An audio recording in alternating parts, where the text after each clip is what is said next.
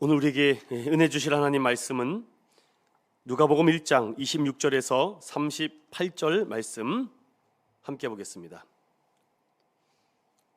누가복음 1장 26절에서 38절 말씀을 우리 한 목소리로 합독하겠습니다. 시작. 여섯째 달에 천사 가브리엘이 하나님의 보내심을 받아 갈릴리 나사렛이란 동네에 가서 다윗의 자손 요셉이라 하는 사람과 약혼한 처녀에게 이르니 그 처녀의 이름은 마리아라.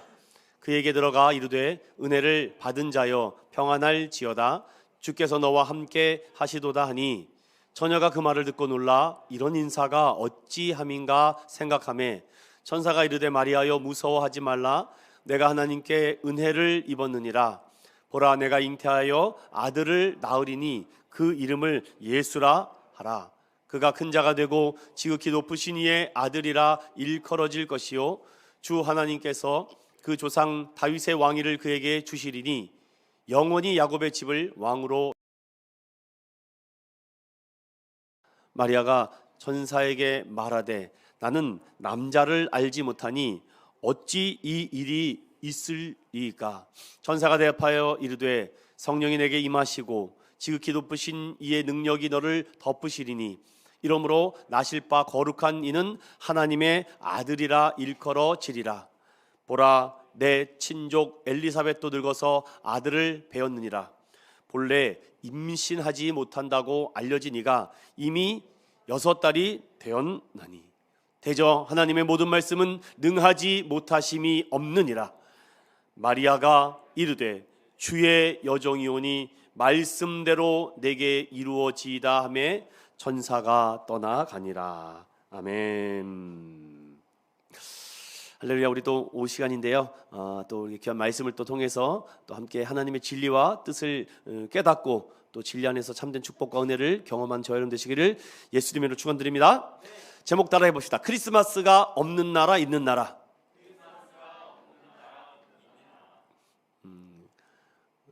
헤어롬교회의 최낙중 원로 목사님께서 이런 재미난 칼럼이나 글을 올린 것을 좀 소개해드리고 싶어요.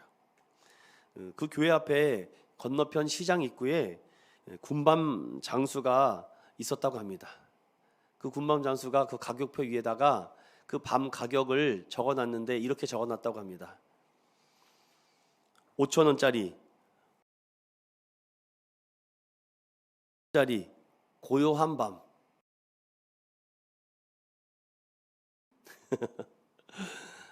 참 아이고 어둠에 묻힌 밤, 고요한 밤, 거룩한 밤 이렇게 해서 가격을 해서 굉장히 기억에 남은 것을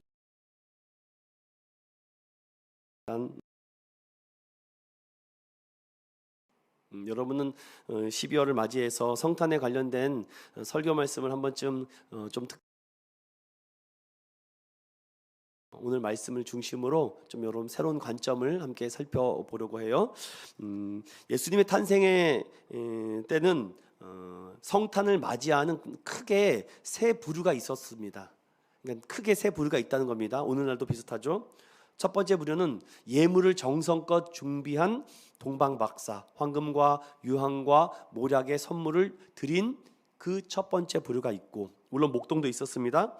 하지만 예수님이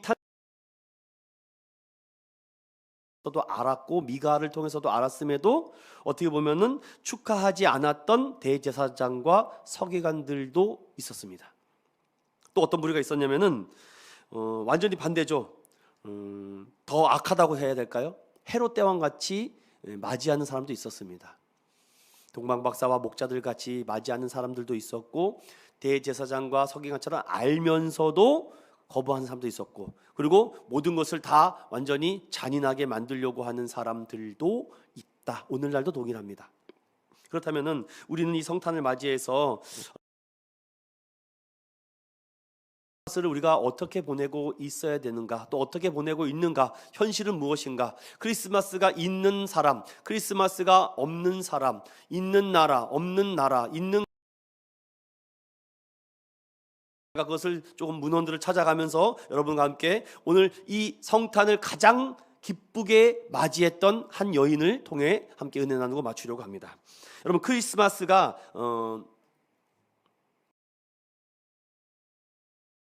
크리스마스를 인정은 하지만 공휴일이 아닌 나라가 있습니다. 이 컬러를 보시면은요, 크리스마스는 인정하지만 공휴일이 아닌 나라고, 또 짙은 부분은 아예 크리스마스 자체를 인정하지 않는 지구촌을, 일본 같은 나라는요, 일본에서는 크리스마스란 어떤 특정 브랜드의 치킨을 먹는 날이라고 합니다. 치킨을 먹죠. 우리도 먹나요? 치킨 기대가.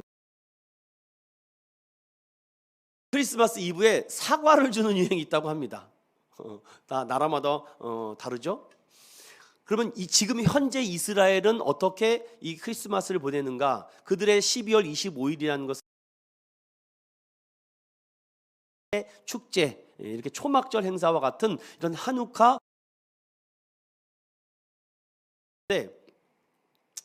부루남이라는 나라 아세요? 부루나이라는 나라가 있는데, 그 나라는 자궁내 징역형에 처할 수 있다라는 이런 나라도 있다고 합니다. 그러면 여러분, 제가 멀리 갈 것 있을 필요. 나라는 어떻게 하고 있는가? 여러분, 북한은 성탄절을 어떻게 보내고 있는지 아십니까? 관심이 없으세요? 제가 찾아보니까요, 그 나라 자체가 성탄절은 없습니다. 왠지 아십니까? 북한은요, 12월 24일이 김일성 부인의 생일이라고 합니다. 그리고 김정일 최고사령관이 추대된 날이자 김정은이 김일성 군사종합대학을 졸업한 날이기 때문에 그거 행사하기도 바쁘대요. 그거 행사하기도 바빠서 성탄절 자체가 없고, 신앙 자체를 불법이라고 정해놨기 때문에 없다고 합니다. 그러니까 김일성, 김정일, 김정은 이 세 명의 겹겹경사를 준비하고 행사를 치르는 것도 바쁘기 때문에 성탄절 나라가 자체가 아예 존재하지 않고, 혹자들이 이제 외신 기자들이 가면은 북한에 정말 특별한 엘리트층들만이 크리스마스를 뭐 조금 안에서 노린다고 뭐 그렇게 얘기하고 있습니다. 들이 크리스마스에 맞춰 성당에 들어가서 폭탄 테러를 하고 막 그런다고 합니다. 뭐 이상한 나라가 많아요. 이거보다 더 많은데요. 몇 가지 또 더 소개해 드릴까요? 베트남 같은 나라는요, 공휴일은 아니지만 인구 10%가 신자여서 또 행사를 한다고 합니다.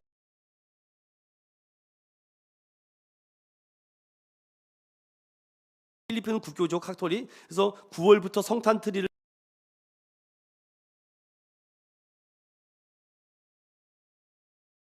그렇다면 우리나라는, 미국은, 우리가 미국에서 어떤 사람이 그러더라고요. 미국에서 수입한 종교가 있다고, 기독교라고. 수입한 종교가 기독교라고 하는데, 지금 현재 미국은 메리 크리스마스를 어떻게 보낼까요? 여러분, 메리라는 말이 어떤 의미인지 아시죠? 메리. 여러분, 이 5시간에는요, 제가 설교하는 것보다 성경 공부하는 시간이에요. 메리가 뭡니까? 메리. 예, 그렇죠. 즐거운, 행복한. 크리스마스. 크리스도, 예수를 마스하자. 뭡니까? 경배하자는 거죠. 예수 그리스도를 즐겁게 경배하세요. 메리 크리스마스입니다. 이게 인사예요. 그런데 많은 사람들이 이것이 정확히 무슨 의미인지도 모르죠. 그냥 하라는 거죠. 그냥 메리 크리스마스 하라니까. 즐거운 성탄을 맞이하세요. 즐거운 성탄이신 예수 그리스도를 경배합시다라는 것이 메리 크리스마스의 의미라고요. 근데 많은 사람들이 모르니까 다 써놓고 붙여놓고 하죠. 제가 조금 더 문헌을 찾아보니까요, 요즘 대한민국의 크리스마스는요, 종교적 의미를 넘어서 가족 행사가 되고 있고, 외국도 지금은 현재 크리스마스라고 부르지 않고 헐리데이라고 부르다고 합니다. 아이들은 산타 할아버지에게 선물 받는 날이고, 멋진 레스토랑에서 화려한 불빛 안에서 촛불을 밝히고, 가족들과 아니면 사랑하는 연인들과 이야기를 나누며 한 해를 마무리하는, 인사를 하는 시간으로 크리스마스가 변질되었다고 합니다. 사람들마다 차이가 있지만, 어떤 사람은 화이트 크리스마스 이브를 기대하고 설레는 마음으로, 이제 코로나가 끝났기 때문에 점점 사람들이 외부로 외출하는 길이 많아지고 있다. 그래서 우리나라는 공식적인, 우리 달력에는 다 크리스마스라고 되어 있잖아요. 원래 이 국가가 정한 것은요, 기독 탄신일입니다. 그럼 4월 초파일은 뭐라 그럽니까? 네? 이런 식으로 기독 탄신이라고 말하면은 거기는 뭐라고 우리가 말을 해야 되는 게 정확한 명칭입니까? 석간날이라고 해야죠. 석간날이라고 하는데 그들은 어떻게 표현합니까? 부처님 오신 날이라고 하잖아요. 여러분 너무 저를 빨리 쳐다보시지 말고 저랑 같이 생각을 한번 해봅시다, 여러분들. 그래서 제가 이게 너무 궁금해가지고선 또 문헌을 또 찾아보니까 1945년에 해방이 되면서 미 군정이 우리나라에 들어오며 크리스마스가 그 해는 10월 달에 행사를 가졌다고 합니다.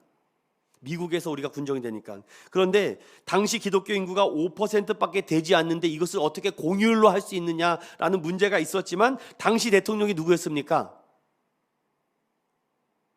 이승만 정권이다 보니까 그가 크리스천 아니었습니까? 그래서 미국 군정이 포교령을 법률적으로 제정하기 위해서 이승만 정부가 1949년 6월에 새롭게 공휴일을 만들었는데 그 공휴일이 헌법 제124호에 제정되어서 크리스마스가 유지되고 오늘날 기독 탄신일에서 12월 25일을 법정 공휴일로 정했습니다. 그런데 여러분 유일하게 세 가지 법정 공휴일이 주일날과 겹쳐도 연휴가 연장되지 않는 세 가지가 있죠. 신정과 부처님 오신 날과 성탄절이 주일날 겹치면 원래 내일 쉬어야 되잖아요, 맞죠? 그런데 안 쉬어요. 우리나라는 참 되게 이상합니다. 만약에 개천절이나 제헌절이나 이게 꺾이면 다음날 쉬잖아요. 그런데 왜 성탄절 날이 주일날로 겹쳤으면 여러분 내일 쉬어야 되잖아요. 그런데 우리 국가는 또 그거를 안 해놓습니다. 그래서 안 해놔요. 그래서 우리는 유일무이하게 전 세계 국가 중에 유일하게 두 종교가 법정 공휴일로 제정된 나라가 대한민국밖에 없습니다. 그러니까 하나님 믿는 사람 법정 공휴일, 부처님 믿는 사람 법정 공휴일. 4월 달에 법정 공휴일이 하나 있고 12월 달에 법정 공휴일이, 다른 나라는 이렇게 종교가 다른 종교를 두 가지 법정 공휴일로 만든 나라가 우리나라가 제외하고는 다른 나라는 없다고 제가 법률을 찾아보니까 돼 있더라고요. 제가 왜 이런 말씀을 드리냐면요, 여러분이 성탄에 어떻게 의미가 다가오세요? 또 이 성탄의 의미를 알고 있습니까? 여러분 크리스마스가 있으세요? 크리스마스가 없습니까? 오늘 크리스마스를 준비하는 많은 사람들 중에 누가복음 1장에 등장하는 한 여인이 등장하는데, 이 여인은요 우리에게 어떻게 성탄을 기다리고 맞이해야 되고 준비해야 되는지를 잘 소개하고 있는데, 그 부분을 우리 함께 오늘 말씀을 살펴보고 마쳐보도록 하겠습니다. 우리 26절 함께 읽어볼까요? 시작. 여섯째 달에 천사 가브리엘이 하나님의 보내심을 받아 갈릴리 나사렛이란 동네에 가서.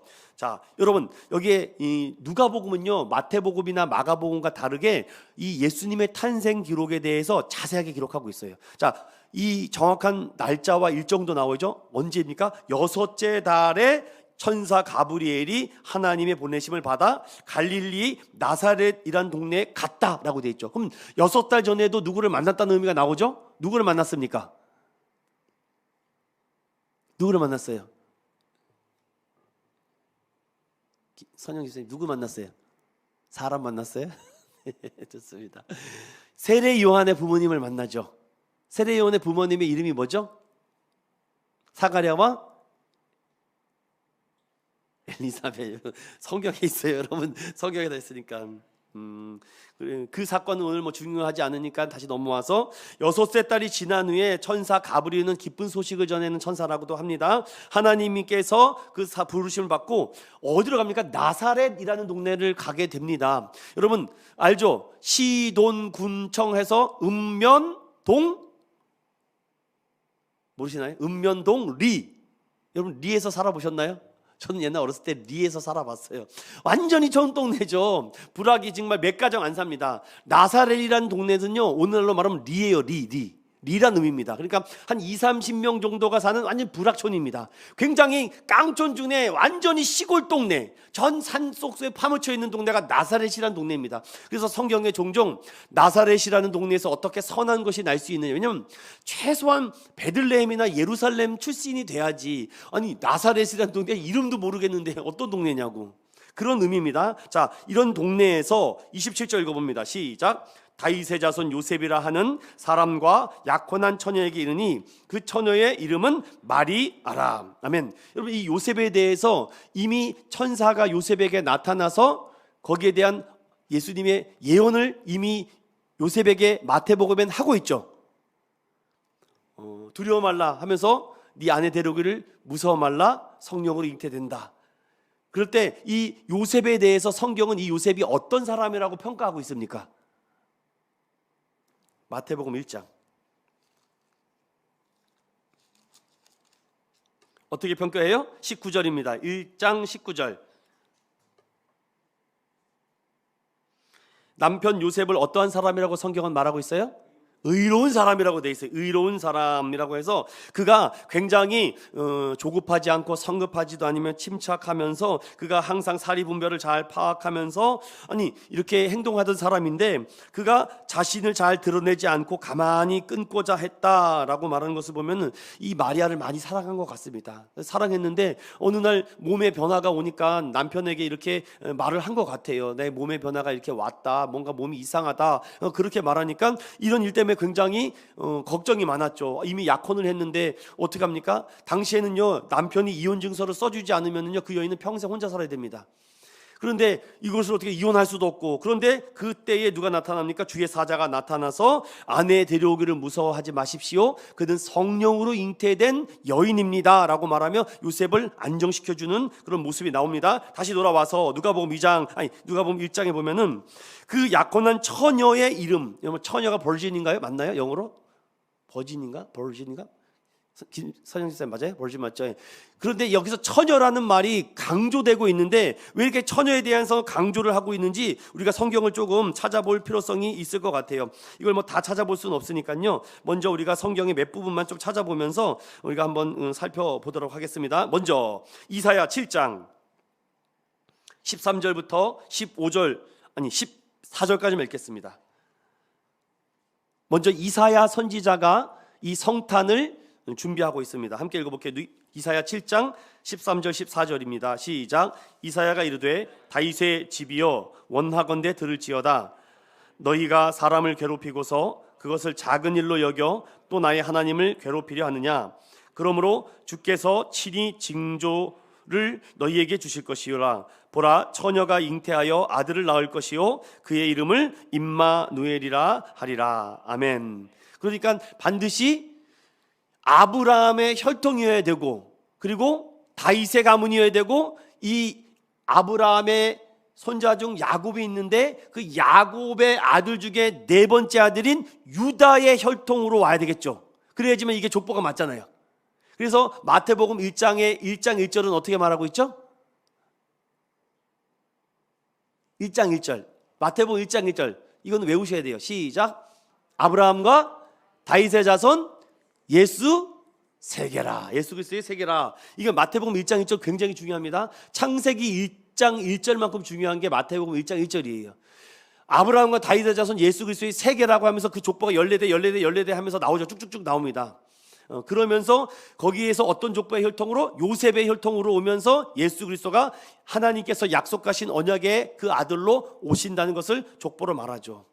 자, 그렇다면 다시 돌아와서 그가 처녀로 잉태하여 아들을 낳을 것이다 라고 하는데, 그러면 그 많은 사람들 중에 왜 마리아와 요셉이 선택되었는가? 여러 가지 추측성 글이 많지만 성경을 성경대로만 보겠습니다. 누가복음 1장 28절 함께 읽어볼게요. 시작. 그에게 들어가 이르되 은혜를 받은 자여 평안할지어다 주께서 너와 함께 하시도다 하니. 여러분, 이 마리아와 요셉이 전혀 준비되지 않았다라는 것을 보게 되죠. 왜냐, 이 나사렛이라는 촌동네에서 뭐 얼마나 큰일이 나겠습니까? 옛날에는 뭐 개천에서 욕난다고 해서 그런 일이 많았는데 요즘은 정말 힘듭니다. 그런데 이 갈릴리 동네에서 가브리엘이 와서 은혜를 받았다, 평안하다, 그리고 함께 하겠다. 그냥 무조건적인 하나님의 은혜를 입은 여인이 되온 것이죠. 그래서 캐톨릭을 여러분 공부해 보시면 알겠지만 캐톨릭은요 11월 달인가 10월 달에 마리아 성모 승천일이 있습니다. 거의 거의 뭐 부활절 급으로, 성탄절 급으로 기뻐하는 날입니다. 캐톨릭에 대해서 여러분 모르시면 다행입니다. 뭐 그렇게 예수님 알기도 바빠 죽겠는데 뭐 다른 것도 뭐 알게 많아요. 그래서 마리아 승천설이 있어요. 그때 그 마리아 승천하는 것을 봤다고 해서 그 기념을 하는데, 오늘 이 성경을 보시면은 항상 이 마리아를 왜 그들이 그렇게 높이냐? 하나님의 특별한 은혜를 받은 것이다. 그리고 그 마리아에게 아기 예수가 나셨다. 그리고 그에게 하나님이 함께 하신다라고 해서 항상 그들은요 묵주를 돌리면서 성모 마리아의 이름으로 기도를 하죠. 자, 그렇다면 다시 돌아와서 자, 여기에 대해서 이제 어떻게 되는지 29절이 중요합니다. 함께 읽어볼게요. 시작. 처녀가 그 말을 듣고 놀라 이런 인사가 어찌함인가 생각하매. 여기 놀랐다고 합니다. 도대체 알 수가 없다라고 하죠. 이게 하나님의 무조건적인 은혜죠. 하나님의 은혜가 아니고서는 여러분들 이것을 설명할 수가 없습니다. 그래서 우리가 성탄절마다 인사하는 게 메리 크리스마스, 해피 뉴 이어 이렇게 말하지 않습니까? 메리 크리스마스. 바로 구주의 나심을 크게 경배하자, 큰 절을 올리자라는 이런 의미의 뜻을 가지고 가장 먼저 이 얘기가 언제 가장 먼저 우리에게 약속됐습니까? 창세기 3장 15절에 원시복음을 통해서 약속이 되었고, 그 이후에 노아 언약, 무지개 언약, 아브라함의 언약, 횃불 언약, 그다음에 할례 언약, 그다음에 나타난 모든 이 믿음의 언약을 통해서 아브라함이 하나님을 믿음에 그를 의로 여기시고 그를 의롭게 구원하셨다라는 말씀처럼 계속해서 이제는 행위 언약이 아닌 언약, 즉 약속에 대한 언약을 붙잡고 사는 자들에게 하나님의 자녀가 된다는 것을 얻게 하죠. 그러니 이 처녀가 이 얘기를 듣고 놀랄 수밖에 없는 것입니다. 여러분, 제가 성경을 좀 찾아보니까요, 예수님께서 이 나심을 가지고 성탄의 주인이 되고 성탄을 선언하고 수천 년 동안 성탄과 그 이유와 모습에 대해서 구체적으로 300번 정도를 성경에 약속하고 있다고 합니다. 저도 다 찾아보지 않았어요. 그리고 지금 1세기부터 지금 2022년까지 2000년까지 베들레헴에서 첫 번째 크리스마스가 이미 완성이 되었고 이제 두 번째 크리스마스와 같은 예수님의 재림만을 기다리고 있는 것이다 라는 이런 논문을 제가 읽어본 적이 있었는데 굉장히 의미심장한 것 같아요. 그래서 예수님의 탄생은 어둠과 무서움과 죽음과 사망을 무력화시키고 모든 소원하는 큰 기쁨을 이룬 사건이다 라고 말합니다. 어떤 학자는 이런 얘기를 하는 걸 제가 들어봤습니다. 저는 이제 메모하는 습관을 좋다 보니까 좋은 글이나 좋은 메시지가 있으면 막 적어놔요.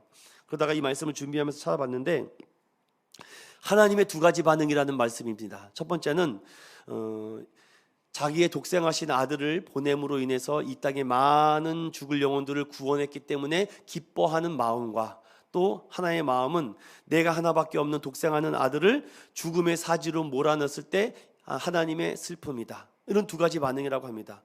그러나 백성들은 기쁨은 다 경험하지만 슬픔을 경험하지를 못한다. 왜? 하나님이 얼마나 아들의 죽음을 슬퍼하셨을까? 그러니까 성탄은요 두 가지 반응이 나타난다는 거죠. 기쁨과 슬픔, 슬픔과 기쁨 두 가지 반응이 일어난다는 거죠. 그러나 우리는 슬픔은 생각하지 못하고 기쁨만을 생각한다. 그러나 예수님이 성육신하여 이 땅에 오신 것의 이면에는 하나님의 슬픔이 있다. 이런 글이 통찰력이 굉장히 있다라고 저는 생각이 들었습니다. 자, 다시 제가 돌아와서 말하면 이 성탄을 맞이하고 성탄이 있는 사람에게는요 반드시 우리가 기억해야 될 중요한 것이 있는데 바로 성탄의 사건은 우리를 대속하고 십자가에 죽으시고 이 땅에 구주 예수님께서 온 마음을 다해서 기쁨과 감사를 올리는 것으로 우리가 시작해야 된다라는 것을 우리에게 깊이 달려주고 그리고 그 기쁨의 소식을 우리가 전해야 된다는 것이죠. 그러니 이 처녀인 마리아가 이 소식을 듣고 놀랄 수밖에 없지 않습니까? 듣고 놀랐다라는 말처럼 그리고 궁금하죠. 왜 이런 선택을 하시고 나에게 이런 은혜를 주셨습니까? 라고 말하자 30절부터 33절까지 하는 말이 여러분 박스를 쳐놓고 아주 이것은 중요하게 좀 기억해야 됩니다. 함께 읽어볼게요. 시작. 천사가 이르되 마리아여 무서워하지 말라. 내가 하나님께 은혜를 입었느니라. 보라 내가 잉태하여 아들을 낳으리니 그 이름을 예수라 하라. 그가 큰 자가 되고 지극히 높으신 이의 아들이라 일컬어질 것이요 주 하나님께서 그 조상 다윗의 왕위를 그에게 주시리니 영원히 야곱의 집을 왕으로 다스리실 것이며 그 나라가 무궁하리로다. 아멘. 오늘 여기서 핵심적인 얘기가 다 담겨져 있습니다. 크리스마스가 즉 성탄이 있는 사람에게는요 우리 안에 하나님의 은혜가 있고 또 그분이 우리를 다스리시고 그분이 나와 함께 하신다라는 것이 우리 안에 넘친다는 것이죠. 그래서 천사들이 하늘에는 영광이요 땅에는 기뻐하심을 입은 사람들 중에 평화라고 오셨을 때 외쳤던 것처럼 우리가 모든 사람들에게 즐거운 잔치가 돼야 되고 구주 성탄의 잔치야말로 모든 사람들이 가장 행복해하는 잔치가 되어야지만 된다라는 말씀을 더 하고 있는 것입니다. 제가 몇 가지 사진을 준비해 봤는데요. 수태고지입니다. 여러분, 수태고지라는 것은 너희가 아들이 있을 것이라고 얘기했던 것을 수태고지라고 하는데, 가장 먼저 수태고지를 받은 사람이 누구였을까요? 그렇죠, 여러분들, 아브라함이겠죠. 아브라함이 가장 먼저 수태고지를 받았는데 25년이 걸렸다는 것. 또 누가 있을까요? 수태고지를 받은 성경 인물.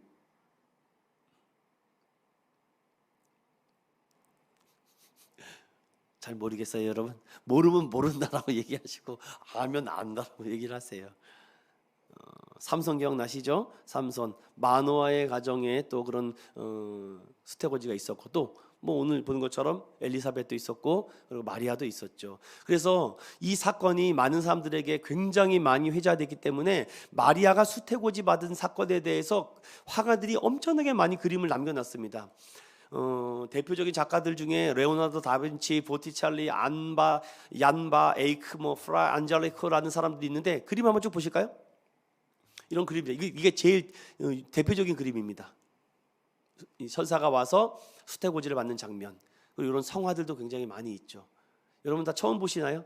이런 그림들이 수태고지, 즉 마리아가 예수님의 잉태를 성령으로 받았다는 것을 받는 장면들이죠. 이런 것들은 좀 이제 현대적으로 넘어오면서 그림이 좀 달라지고 있습니다. 그러니까 마리아가 수태고지 받았던 사건에 대한 그림이 엄청나게 많다는 겁니다. 지금 그 중에서 제가 추려가지고 온 거예요.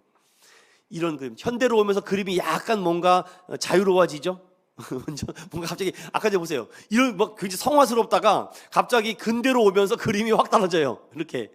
그런데 여러분, 이 중에서도 제일 유명한 그림이 있어요. 그게 바로 레오나르도 다빈치 그림입니다. 이 그림이 마리아가 수태고지 받은 그림 중에 1475년에 그린 이 그림이 가장 유명합니다.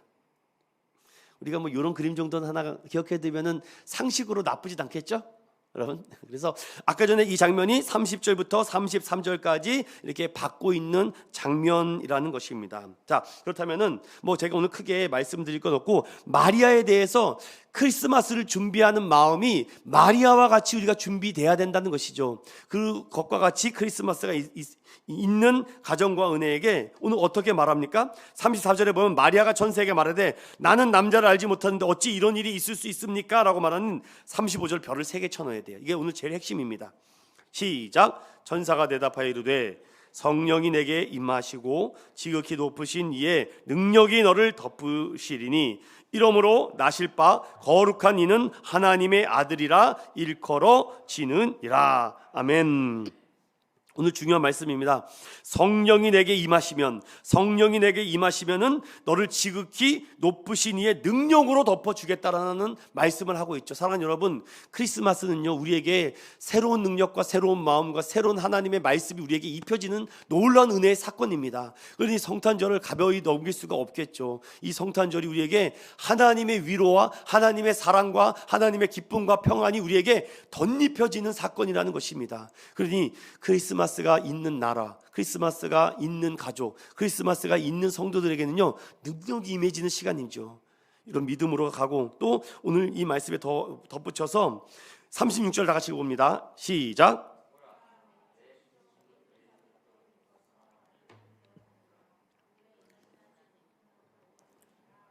이미 6달이 되었나니. 아멘. 마리아가 믿을 수 없으니까, 야 엘리사벳 봐라, 너 그분이 얼마나 나이 많은지 알지? 임신할 수 없었다. 그러나 성령의 능력이 그에게 덧입혀지고 그를 강하게 역사하니까 엘리사벳도 임신하지 않았느냐. 그러니까 물론 6달이나 전에 임신했으니 벌써 배가 이렇게 나왔겠죠. 6달이면 몇 주입니까 여러분? 6, 4, 24, 24주가 넘었네요. 그럼 굉장히 이제 임신의 중반기가 넘어가지 않습니까? 그 얘기를 비유를 들면서 마리아를 안심시킵니다. 그러면서 마리아에게 한 말씀을 더하자 우리가 오늘 헤드라인과 같은 기사입니다. 37절 시작. 대저 하나님의 모든 말씀은 능하지 못하심이 없느니라. 아멘. 오늘 이 얘기를 딱 하니까 마리아에게 성령이 감동하니까 그 불안함과 두려움과 걱정과 염려와 근심이 성령이 임하니까 다 사라지더라는 것입니다. 사랑 믿음의 성도 여러분, 크리스마스는 여러분에게 성령의 능력이 덧입혀지는 놀라운 기적의 사건인 줄로 믿습니다. 그러니까 자꾸 우리에게 성령 충만하게 해달라고 자꾸 간구해야 돼요. 성령님 오세요. 성령님 내 마음에 오세요. 예수님 나에게 오주세요. 은혜를 주세요. 은혜를 힘있게 해주세요. 크리스마스가 없는 사람들은요, 자꾸 다른 데 가서 기쁨을 찾으려고 합니다. 그러면 절대로 기쁨을 찾을 수가 없어요. 오늘 예수님께서 오늘 이 마리아의 몸을 통해서 임하면서 그 천사의 입을 벌려 하나님의 모든 말씀을 능하지 못한다라는 말씀이 오늘 헤드라인 기사가 돼야 됩니다. 우리가 이렇게 말해야 돼요.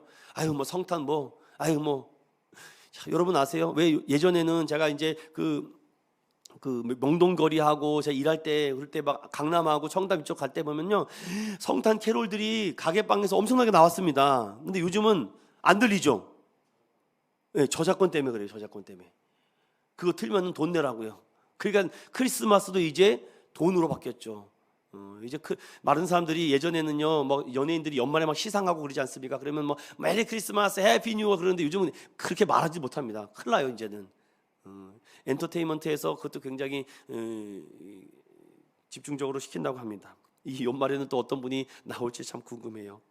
자, 이제 마지막으로 이 말씀을 듣고 그 안에 성령의 충만함과 감동함이 임하니까 38절 시작. 마리아가 이르되 주의 여종이오니 말씀대로 내게 이루어지어다 하매 천사가 떠나니라. 아멘. 여러분, 오늘 이 말씀이 우리에게 귀한 감동이 됐으면 좋겠어요. 마리아가 내가 이제 주님의 종입니다, 여종입니다, 지극히 나를 낮추고 있죠. 여러분, 누가 낮추셨습니까? 하나님이 인간의 몸을 입고 낮추셨는데 우리는 그보다 더 낮아져야 되지 않겠습니까?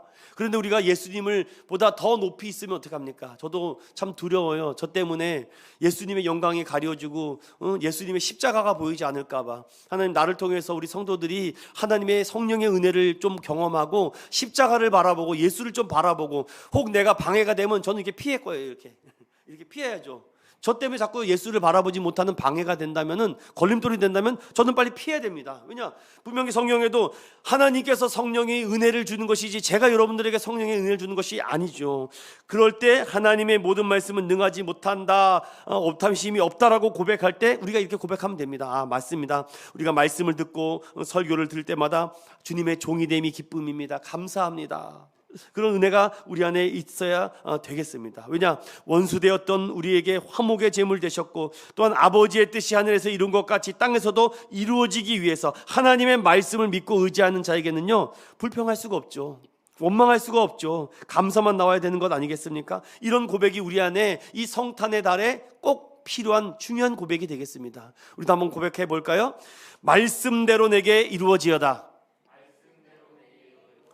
한 분을 소개하고 마칠게요. 혹시 여러분 이분이 누군지 아십니까? 네?